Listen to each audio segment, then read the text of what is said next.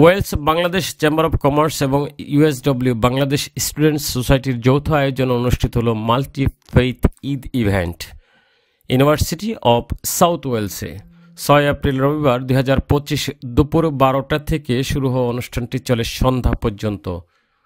বিভিন্ন ধর্ম বর্ণের বিপুল সংখ্যক মানুষ উপস্থিত নাচ গান সহ নানা আয়োজনে ছিল জাঁকজমকপূর্ণ। স্টুডেন্ট ইউনিয়নের সভাপতি ইরফানুর রহমান ফাহিমের সঞ্চালনায় কোরআন থেকে তেলাওয়াতের মধ্য দিয়ে অনুষ্ঠান শুরু হয়।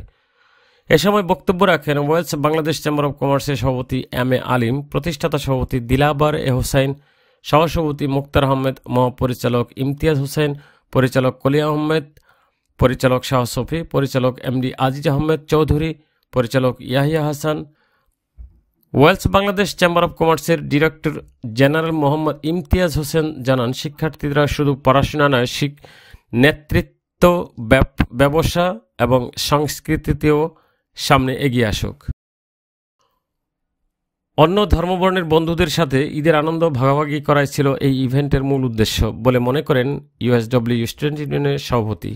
আমাদের কার্ডিফ ক্যাম্পাসে ইউনিভার্সিটি অফ সাউথ ওয়েলসের বাংলাদেশ সোসাইটি এবং ওয়েলস বাংলাদেশ চেম্বার অফ কমার্সের উদ্যোগে একটা অসাধারণ যৌথ উদ্যোগে একটা অসাধারণ ঈদ ফেস্টিভ্যাল আমরা আয়োজন করছি।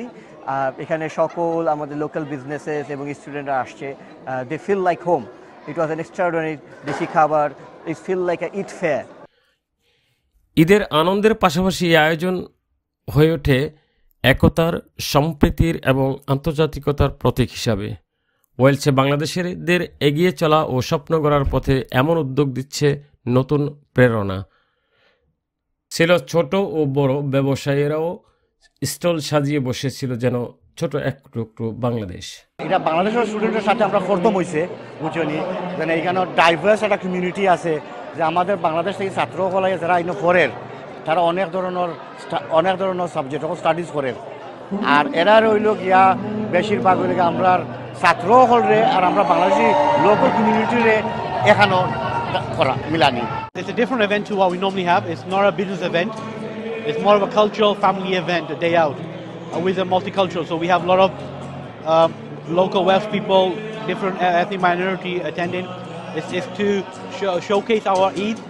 Jahangir Alam Shikdar, 3STV News.